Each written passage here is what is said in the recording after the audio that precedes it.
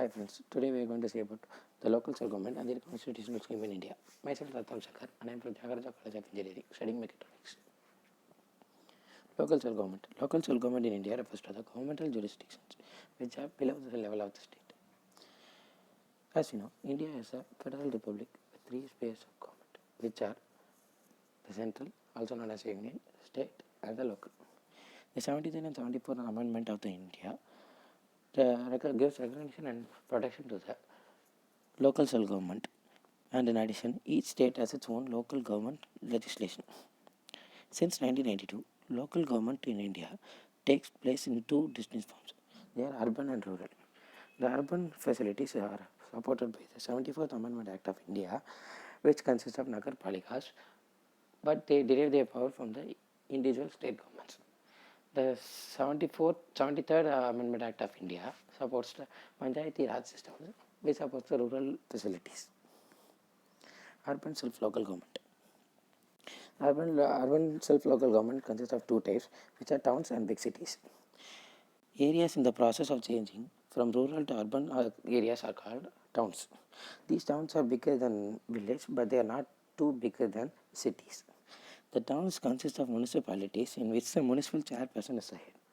In big cities, the municipal corporation consists of the mayor, who is the head of the whole department. Nagar Panchayat members are elected by the voters, at least 18 years of age of the region. Members must be at least 21 years of age to stand in the election. Rural self-government. The rural self-government in India comprises of Indian administrative bodies, which are managed only by the local people in local areas to solve certain local problems sufficiently. The structure of PRA in India consists of three types. For district level, it is called as Jilla Parishad. For block level, they are known as Panchayat Samiti. And for village level, they are known as Gram Panchayat. More than 80% of the Indian population lives in the village, and the welfare of the people implies an all-round improvement of the indigenous village. Thus, the quality of the rural local self-government plays an important role in the development brought about in the rural areas in the world. The local self-government gains recognition and protection by the following constitutional amendments, as we told earlier. They are 73rd Amendment and the 74th Amendment Act. The 73rd Amendment Act. The 73rd Amendment Act 1992 added a Part 9 of the Constitution titled the Panchayats, covering provisions from Article 243 to 243O, and a new 11th schedule covering 29 subjects within the functions of the Panchayat. This amendment implies the Article 40 of the DPSP, which says that the state shall take steps to recognize village panchayats and endow them with such powers and authority as may be necessary to enable them function as units of self-government. However, the states have been given enough freedom to take their geographical, political, administrative, and other conditions into account while adopting the Panchayati Raj system. To know further about the 73rd Amendment Act and the 29 subjects which are mentioned above in the 11th schedule, if I click the following link and go.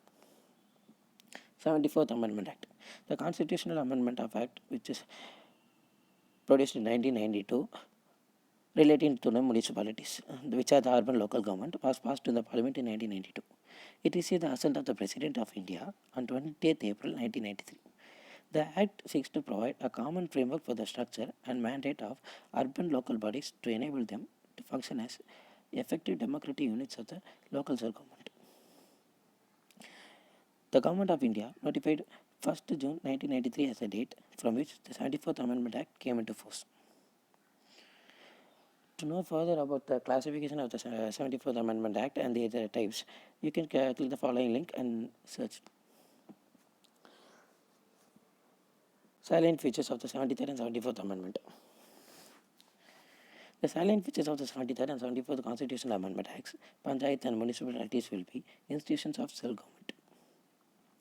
They are basic units of democratic system, which are Gram Sabhas and Ward committees. They are villages and municipalities, comprising all adult members are registered as voters.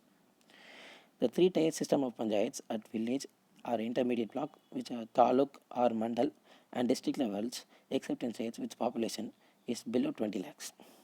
Seats at all level to be filled by direct elections, which is the Article 243C2. Seats reserved for scheduled castes, which are SCs, and scheduled tribes, STs, and the chairpersons of the panchayats at all levels also shall be reserved for SCs and STs in proportion of their population. 1/3 of the total number of seats to be reserved for women. 1/3 of the seats reserved for SCs and STs and also reserved for women. 1/3 offices of the chairperson at all levels are reserved for women. This amendment acts were a great revolution to the improvement in the education and and for the development of the women in our culture. Uniform 5-year term and election to constitute new bodies to be completed before the expiry of the term. In the event of dissolution, elections compulsory within 6 months, which is by the article of 243E.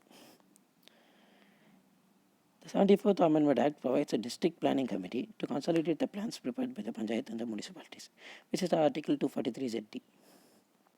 Independent Election Commission in each state for superintendence, direction and control for electoral rolls, which would be easier for doing elections, which is article 243K. To establish a finance commission in each state to determine the principles on the basis which adequate financial resources would be ensured for panchayats and municipalities, which is article 243I. Present scenario. At present, there are about 3 million elected representatives at all levels of the panchayats, 1/2 of which are women. These members represent more than 2.4 lakh gram panchayats, about 6,000 intermediate level tiers, and more than 500 district panchayats. The Constitution of India panchayats as institution of self-governance. However, giving due consideration to the federal structure of India's polity, most of the financial powers and the authorities to be endowed on panchayats have been left at the discretion of concerned state legislatures. Consequently, the powers and functions vested in PRIs, which are the Panchayati Raj system, vary from state to state. These provisions combine representative and direct democracy into a synergy and are supposed to result in an extension and deepening of democracy in India. Hence, panchayats have been journeyed from as an institution within the culture of India to attain constitutional status.